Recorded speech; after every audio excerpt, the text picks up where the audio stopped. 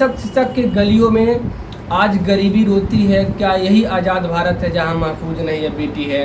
तो हम कैसे, इतिहास में भी नहीं हुआ होगा लोगों के साथ पेशाब वाली बात, तो शायद कुछ परसेंट अगर देखी जाए तो कहीं कहीं मिला है मामला। लेकिन अभी जो शौचालय मतलब कहा जाता है शौच क्रिया और संडास जिसे खिला रहे हैं लोग, उस पर आप क्या कहना चाहोगे? बताइए, एक बेटी के साथ इस तरीके से हो रहा है तो सरकार को इस पर क्या एक्शन लेना चाहिए? अरे सरकार को तो उसको तुरंत फांसी की सजा दे देनी चाहिए। बताओ, ऐसे ऐसे राक्षस पैदा हो गए हैं इस दुनिया पे, इस दुनिया में, इस धरती पे, कि ऐसा पहली बार सुना जा रहा है कि जो है मतलब लड़कियों के साथ ऐसा दुर्व्यवहार किया जा रहा है कि बताइए कि एक बार सबसे पहले तो अपने प्यार के जाल में फंसाएंगे और ले जाके उनको ऐसा दंड दे रहे हैं कि बताइए लेटरिन तो और घर का हो रही है तो घाट का हो रही ना है। घर का हो रही है ना घाट का हो रही है। खाने की जगह क्या मिल रहा है उसको? बताइए, खाने की जगह बाथरूम संडास मिल रहा है। ऐसे ऐसे लोग पहली बार सुनने को मिल रहा है।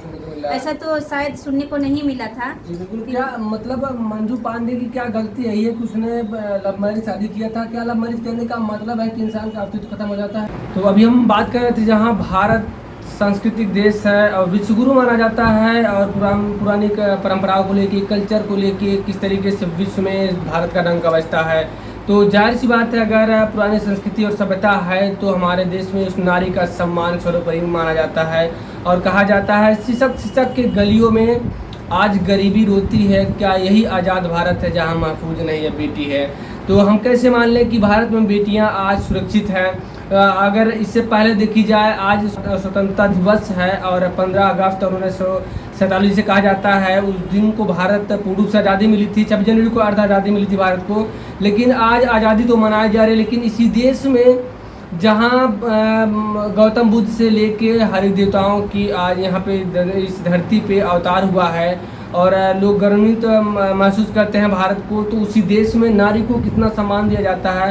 साथ में अंजू की भाभी जी, आज सबसे पहले हमारा सवाल ये है कि आप भी एक महिला हैं, कहीं न कहीं महिलाओं के साथ शारीरिक शोषण से लेके मानसिक शोषण किया जाता है। और सबसे बुरी बात, सबसे बड़ी बात है कि दहेज की लोभी जो दुनिया हो रही है, तो उस पर आप क्या कहना चाहोगे? सबसे पहले तो हम ये कह रहे हैं कि दहेज लोभी हैं उनको तो बहुत दंड किया जाए, क्योंकि तभी हो सकता है। ऐसे कि दहेज के लोभी ऐसे हैं कि बेटियों को जला देते हैं, प्रताड़ित करते हैं। अभी जैसे कि बनारस कांड हुआ कि उसको मंजू पांडे का कि ऐसे सुनने में और देखने में भी आ रहा है कि उसके शरीर के जितने भी अंग हैं सबको जला दिया गया है और काट दिया गया है। और उसको खाने के लिए भोजन क्या कि इतने गंदे की पेशाब उसको दिया जाता था पीने के लिए।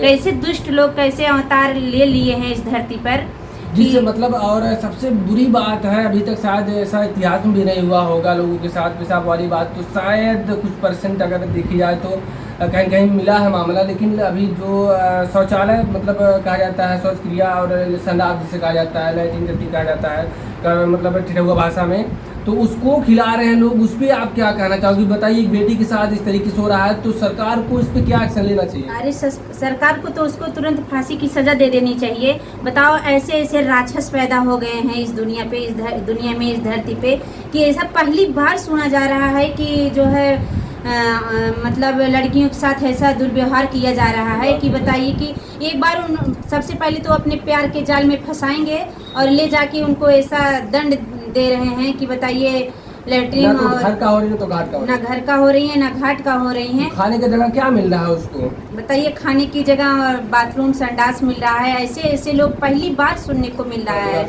ऐसा तो शायद सुनने को नहीं मिला था। जी बिल्कुल। क्या मतलब मंजू पांडे की क्या गलती है ये कि उसने लव मैरिज शादी किया था? क्या लव मैरिज करने का मतलब है कि इंसान का अस्तित्व खत्म हो जाता है?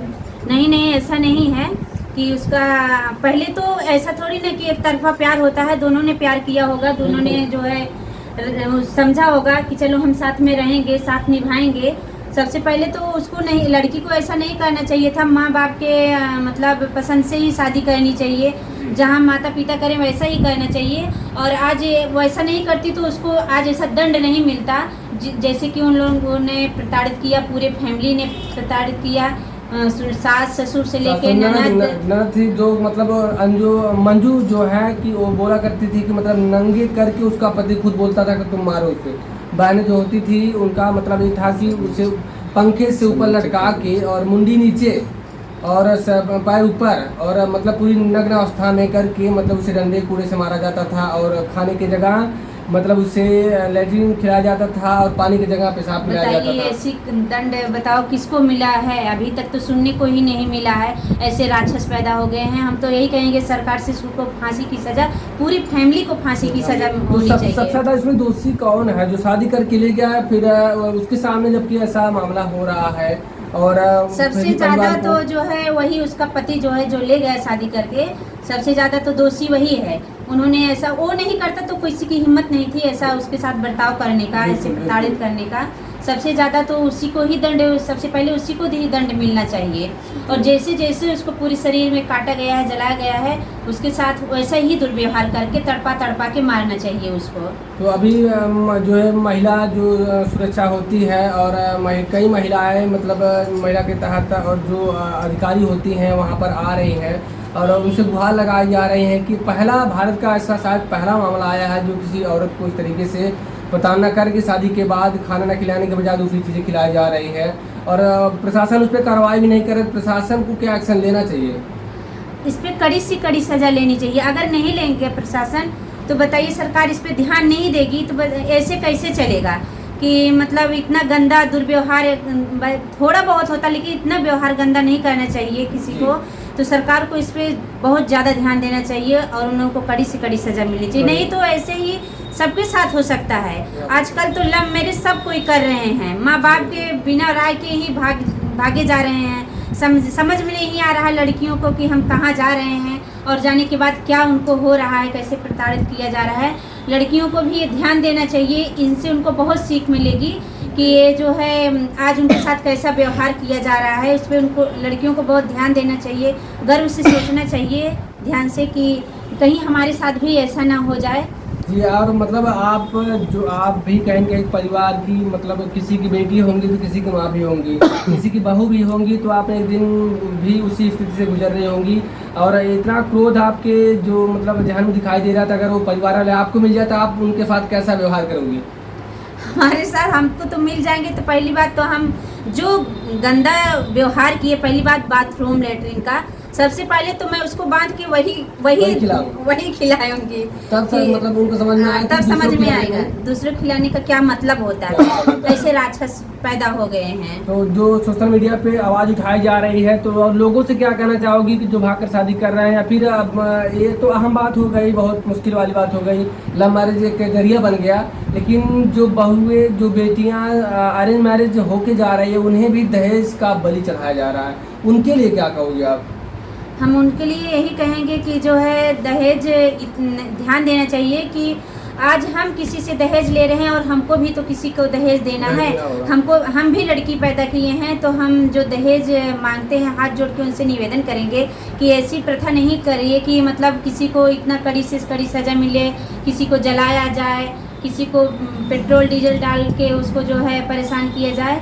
तो दहेज ऐसे कम से कम किया जाए कि दहेज ना लिया जाए, ऐसे प्रताड़ित ना किया जाए, ऐसे निवेदन करूंगी सबसे। जी, कहा जाता है कि मतलब मत करिए किसी बेटी या बहन के गलत मतलब साथ गलत काम, मत करिए किसी बहन या बेटी के साथ गलत काम, एक दिन आपको भी रोना होगा। और जिस बेटी को दबाव देकर आप पैसे ले रहे हो, शायद अपनी बेटी के लिए एक दिन पैसा देना होगा। तो अगर नहीं मांगेंगे तो नहीं देना होगा। अगर जिस तरीके से आप अपनी बेटी का दर्द समझते हो, अगर दूसरी का दर्द समझिए तो शायद हर एक बेटियाँ महफूज रहेंगी। जो रीत हम चलाएंगे वही रीत चलेगा ना। अरे हम किसी से मांग रहे हैं तो किसी को देना ही पड़ेगा। जैसे रीत चलाई जाएगी वैसे चलता रहेगा। तो ऐसे हम यही कहेंगे कि कम से कम दहेज की बात ही ना करो, क्योंकि हम देंगे तो हमको मतलब भाई जिसके पास है वो दे रहा है, खुशी से दे रहा है, उसको खुशी से लीजिए। और जिसके पास नहीं है तो उसको मत ऐसा परेशान कीजिए कि बिना दहेज का हम शादी नहीं करेंगे। और आज के डेट में तो जिसको एक अक्षर से भेंट नहीं है वो भी जो है 2 चक्का 4 व्हीलर चाहिए, जिसको कखा गघा भी नहीं आता है, ABCD भी नहीं आता है। मतलब भेड़ बकरी चराने वाले भी बोल रहे हैं कि हमको 2 व्हीलर चाहिए। मतलब मकान भले ना हम पक्का चाहिए, 2 चक्का चाहिए। तेल डलाने के लिए भले ना रहे कि वैसे ही गाड़ी खड़ी रहे आके घर पे, गाड़ी है बस। तो यहाँ तक